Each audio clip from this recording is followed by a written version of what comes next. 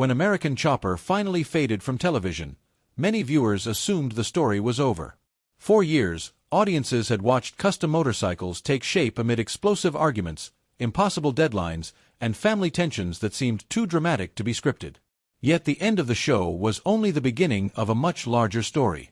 The members of the Orange County Choppers family all moved in different directions, carrying with them the successes, failures, and scars left behind by years in the spotlight.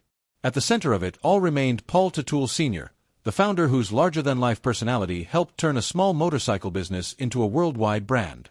Before television fame arrived, Paul Sr. had already built a reputation as a hard worker. After serving in the Merchant Marines during the Vietnam era, he returned to New York and created a successful fabrication business. Motorcycles were originally just a passion project, inspired by the freedom and culture surrounding custom bikes. In 1999, he transformed that passion into Orange County Choppers, unknowingly setting the stage for one of reality television's biggest success stories. When Discovery Channel launched American Chopper in 2002, viewers were captivated not only by the motorcycles but also by the constant friction between Paul Sr. and his son, Paul Jr. The combination proved irresistible, making the show a ratings powerhouse and turning the family into celebrities. However, the success came with enormous pressure. As OCC expanded, the company invested heavily in massive facilities, attractions, and branding ventures. The business appeared unstoppable from the outside, but internally the costs continued growing. Financial struggles eventually surfaced through lawsuits, debt issues, and accusations of questionable business decisions.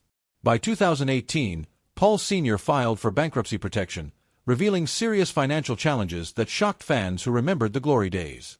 Despite the setbacks, he refused to disappear. He sold assets, reorganized his finances, and eventually relocated to Florida, where he partnered with others to launch the OC Roadhouse and Museum. The project allowed him to preserve the Orange County Choppers' legacy while creating a destination for motorcycle enthusiasts.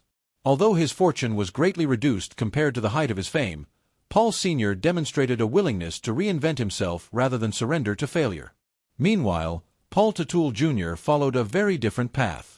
Known as the creative force behind many of OCC's most memorable motorcycles, Jr. became famous for his artistic vision and ability to turn impossible concepts into functional machines.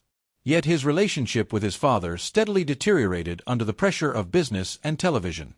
What began as disagreements about design choices evolved into legal battles, emotional confrontations, and eventually a complete split. When Paul Sr. fired his son in 2009, it became one of the most memorable moments in reality television. For Jr., however, it represented a painful personal and professional crisis. After leaving OCC, he founded Paul Jr. Designs with a small team and a determination to prove himself independently. The early days were uncertain, but his talent quickly attracted attention. Rather than limiting himself to motorcycles, he explored a wide variety of creative projects, including product design, themed builds, charity motorcycles, and commercial collaborations. Over time, Paul Jr. Designs became a respected brand in its own right. Jr. also opened up about personal struggles, including his reliance on pain medication during the most stressful years of American Chopper. Through marriage, faith, and family life, he gradually rebuilt stability. Becoming a father shifted many of his priorities and encouraged him to focus more on long-term fulfillment than public recognition. While occasional attempts at reconciliation with his father occurred, their relationship never fully returned to what it once was. Still, Jr. consistently acknowledged the lessons he learned from his father's relentless work ethic, even while remaining critical of the conflicts that divided them. Another important figure in the story was Mikey Teutul, whose humor and easygoing personality provided relief from the constant tension surrounding him. Fans often viewed Mikey as the underdog of the family, someone trying to find his place between stronger personalities. Behind the laughter, however, he faced significant personal struggles, including battles with alcohol addiction and mental health challenges. Seeking a fresh start, Mikey eventually stepped away from Orange County Choppers and focused on creative pursuits outside the motorcycle industry. He launched an art gallery, experimented with business ventures, and embraced painting as a form of personal expression. His artwork reflected emotion, recovery, and self-discovery rather than machinery and fabrication. Though not every venture achieved lasting success, Mikey remained committed to reinventing himself and helping others through advocacy and charitable efforts connected to addiction recovery. His journey demonstrated that life after reality television could involve personal growth rather than continued fame. Beyond the Teutul family, several longtime OCC employees also forged successful paths. Rick Petco became one of the most respected fabricators associated with the show. Known for his technical skill and dedication to craftsmanship, Rick often preferred working behind the scenes rather than participating in television drama. After years of long commutes and exhausting schedules, he eventually moved on to pursue opportunities that better balanced work and family life. He expanded into custom fabrication, motorcycle building, and high-end knife making, earning admiration from customers who appreciated precision craftsmanship. Rick later spoke openly about the reality television experience, explaining that not everything viewers saw reflected daily life inside the shop. His focus remained on building quality products rather than chasing celebrity status.